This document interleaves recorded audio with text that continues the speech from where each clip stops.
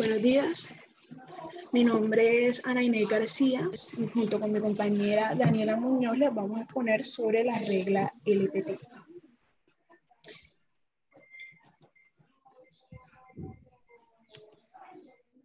Antes de iniciar con la regla de despacho LPT, vamos a hablar un poquito de manera general sobre lo que son las reglas de despacho. Las reglas de despacho consisten en asignar una secuencia a los trabajos en un proceso de producción. Los procesos de producción generalmente están caracterizados por máquinas en donde el objetivo de las reglas es establecer el orden de asignación a los trabajos para ser procesados ya sea en una o en varias máquinas, buscando la optimización del desempeño de las máquinas. Las reglas de despacho trabajan bajo los siguientes supuestos.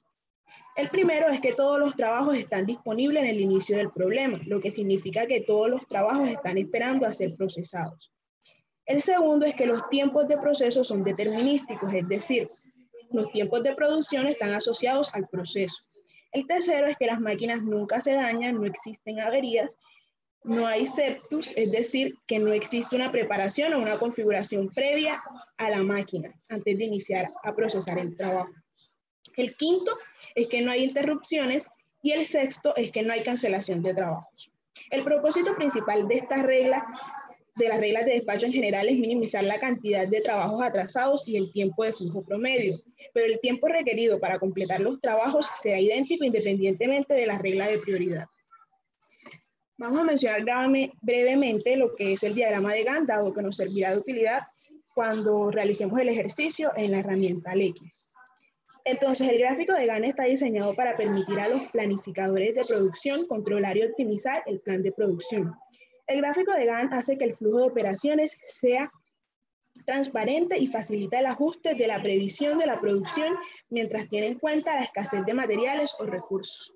En el ejercicio que representan en la diapositiva podemos observar que la actividad es el estudio de sumas y restas en polinomios, en el cual se tiene programado 2 horas. Estas 2 horas tienen un conjunto de tareas en la cual se puede observar el tiempo que se demoran en ejecutarse cada una y si una interfiere en otra. Esta herramienta es muy útil para visibilizar toda la secuencia de la programación de la producción y poder observar si existen algunas interrupciones o si existe, por ejemplo, que alguna actividad interfiera en la otra, como por ejemplo en el caso de tomar apuntes, que se hace consecuente a consultar libros de 9:15 a 9:45. Ahora sí procedemos a la regla LPT. La regla LPT o la regla de tiempo de procesamiento más largo ordena los trabajos en el orden de tiempo de procesamiento decreciente. Cada vez que se libera una máquina, el trabajo más grande, listo en ese momento, comenzará a procesarse. Este se usa para encontrar el tiempo mínimo de programación. Primero programa los trabajos más largos para que ningún trabajo grande sobresalga al final de la programación y alargue drásticamente el tiempo de finalización del último trabajo. La intuición detrás de esta regla es procesar los trabajos más pequeños hacia el final de la programación desde que esto sea más fácil para equilibrar las máquinas.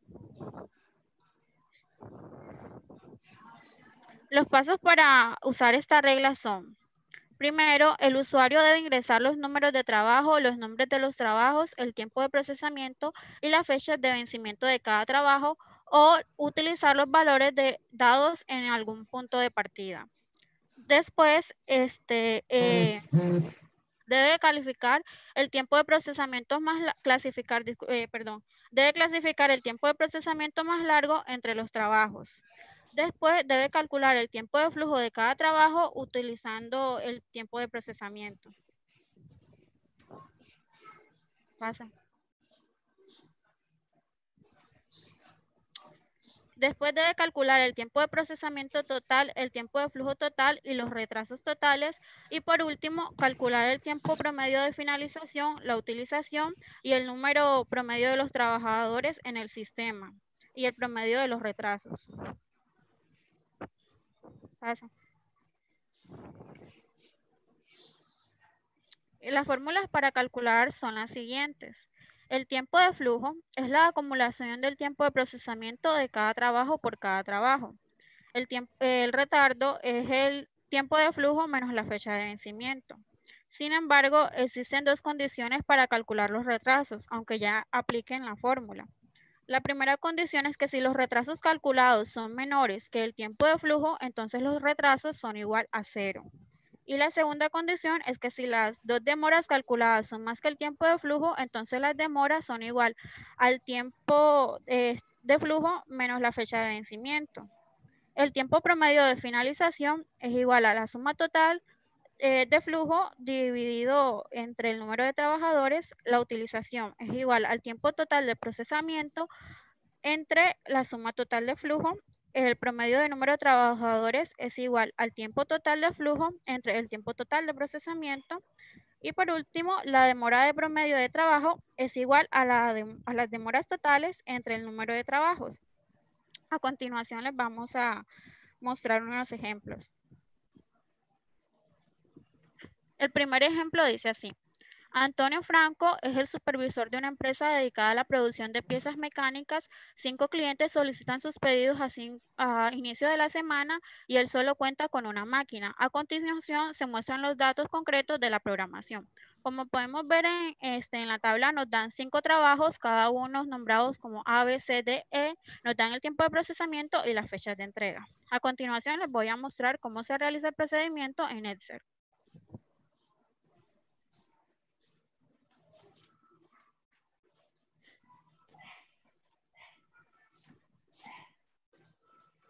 ¿Ya se ve? ¿Se ve? Sí, sí. Bueno, aquí vemos la tabla que vemos en la diapositiva y acá están los trabajos, el tiempo de procesamiento y la fecha de entrega. Bueno, como la regla nos dice que se tienen que organizar los trabajos de acuerdo al tiempo de procesamiento más largo y así sucesivamente hasta colocar el tiempo de procesamiento, el trabajo con el tiempo de procesamiento más corto. Como vemos aquí en la tabla, el tiempo de procesamiento más largo es el del trabajo D, que su tiempo de procesamiento es 9. Luego le sigue el trabajo C, luego le sigue el trabajo A, luego le sigue el B y el E sucesivamente. Después de que nosotros organizamos los trabajos de acuerdo al tiempo de procesamiento más largo, hallamos el total de esto, que es simplemente una suma de cada uno de los tiempos de procesamiento. Después, para calcular el tiempo de flujo, tenemos que tener en cuenta que el tiempo de flujo se calcula el tiempo de procesamiento anterior más el tiempo de procesamiento actual. Pero en este primer trabajo, como no hay un trabajo anterior a su tiempo de flujo va a ser igual al tiempo de procesamiento. Pero para el trabajo C, como ya dice la fórmula, el tiempo de flujo va a ser igual al tiempo de flujo del trabajo anterior más el tiempo de procesamiento del trabajo actual. Y así se va a hacer con cada uno de los trabajos. El tiempo de flujo del trabajo A va a ser igual al tiempo de flujo de los trabajos anteriores más la suma del tiempo de procesamiento del trabajo actual. Luego de esto, hallamos el total de los tiempos de flujo, que también es una suma. Las fechas de entrega se colocan de acuerdo a su respectivo trabajo. Aquí los tenemos aquí. Luego, para calcular la cantidad de retrasos en días, tenemos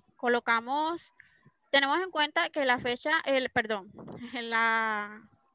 la fórmula nos indica que es el tiempo de la fecha de entrega menos el tiempo de flujo.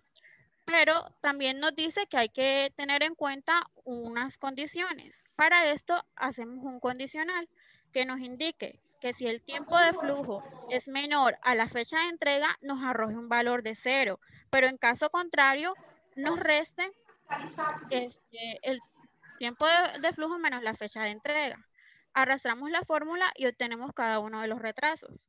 Después de esto, procedemos a hallar cada uno de los valores, hallando el tiempo promedio de determinación, y este va a ser igual a la suma total de los flujos del tiempo dividido entre cada uno de los trabajos, y en este caso la cantidad de trabajos es 5. También hallamos el número de trabajos en el sistema promedio, que van a ser igual a la suma total del flujo de tiempo entre la suma total del tiempo de procesamiento. Hallamos el retraso de trabajo en perdón, los retrasos de trabajo en promedio, que van a ser igual a la suma de los retrasos dividido entre 5. Y por último, hallamos la utilización. El porcentaje de utilización se halla dividiendo el tiempo de procesamiento entre el flujo de tiempo. Ahora este mismo ejercicio lo vamos a realizar en Lecky.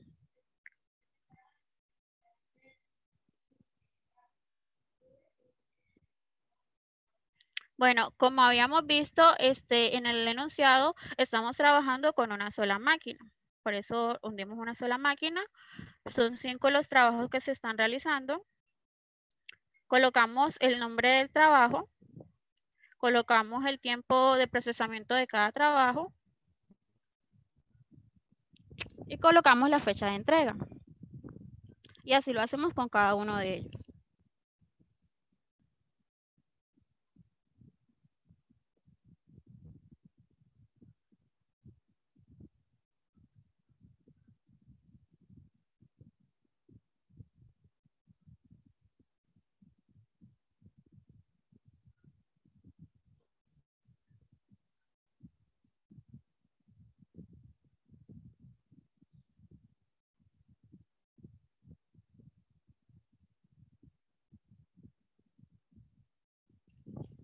Bueno, una vez colocado cada uno de los tiempos de procesamiento y las fechas de entrega, él nos va a arrojar la tabla que ya habíamos hecho en Excel. Nos vamos a calendario, nos vamos a regla. Ay Dios, a regla. Señalamos la regla LPT.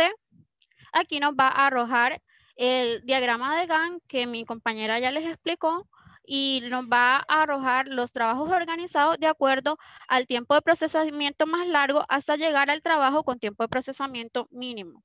Después nos vamos a herramientas, nos vamos a performance y aquí encontramos cada uno de los datos que ya habíamos calculado a través de la herramienta Excel. A continuación mi compañera les va a presentar otro ejemplo.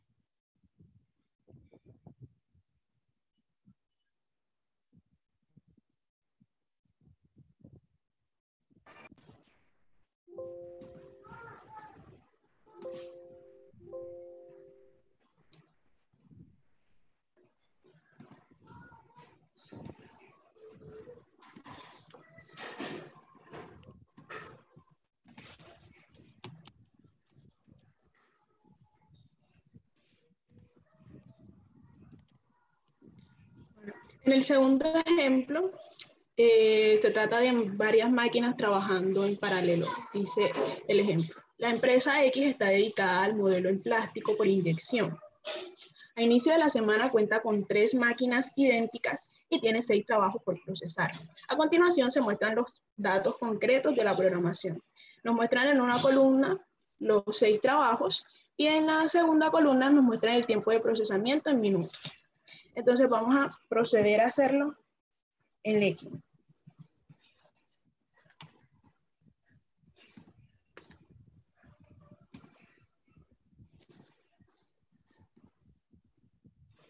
Dado que se trata de más de una máquina, damos clic en máquinas en paralelo y digitamos la cantidad de máquinas, que son 3, y el número de trabajos, que son 6.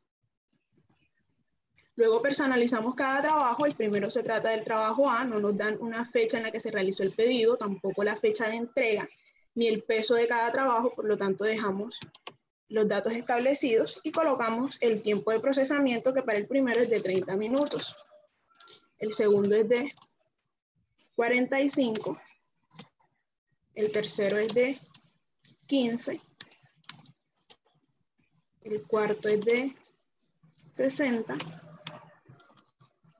El quinto es de 54. Y el último de 38 minutos.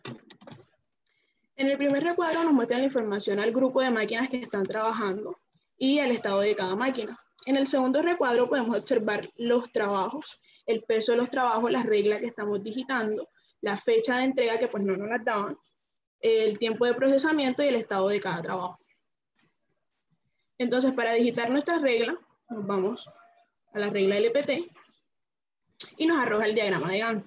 Lo que nos está diciendo este diagrama es que pese a que las tres máquinas trabajan simultáneamente, la máquina 1 será la que tomará el trabajo con mayor tiempo de procesamiento, es decir, de 60 minutos. Así la máquina 2 tomará el segundo trabajo con mayor tiempo de procesamiento, es decir, el de 54, el E, y la máquina 3, el tercer trabajo con mayor tiempo de procesamiento, es decir, el B con 45 minutos. Así ellas seguirán trabajando hasta el minuto 45 en que la máquina B termine y pueda aceptar otro trabajo. Entonces, de los tres trabajos que quedan, tomará el trabajo con mayor tiempo de procesamiento, es decir, el F con 38 minutos. Luego la máquina 2 terminará en el minuto 54 y tomará el trabajo con mayor tiempo de procesamiento, el de 30 minutos. Y cuando finalmente termine la máquina 1 con el tiempo de procesamiento de 60 minutos del trabajo D, entonces tomará el trabajo que queda disponible, que es el de menor tiempo de procesamiento, que es de 15 minutos. Si nos vamos a sumario, podemos identificar el make span, que es el intervalo de tiempo de procesamiento del primer traslado hasta el último trabajo. Y también nos muestran la máxima tardanza, el número de trabajos, el tiempo total de flujo, el total de tardanzas, el tiempo de flujo ponderado total y la tardanza ponderada total. Así podríamos hacerlo, por ejemplo, también con otras reglas.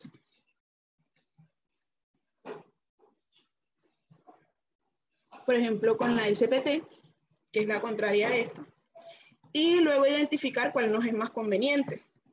Por ejemplo, si nos interesa observar el make span, y de acuerdo a ello decidir, él nos arroja el gráfico. También podríamos hacerlo con el número de trabajos tardes, que en este caso debería ser el mismo, dado que no nos daban una fecha de entrega, entonces no podríamos decidirnos por alguna. Y así podríamos hacerlo también con todos los criterios. Y nos damos cuenta que la regla más factible sería la regla EDD, dado que es la que minimiza todos estos criterios, es decir, el tiempo de flujo ponderado total, el número de trabajos tarde, el tiempo total de tardanza, etc.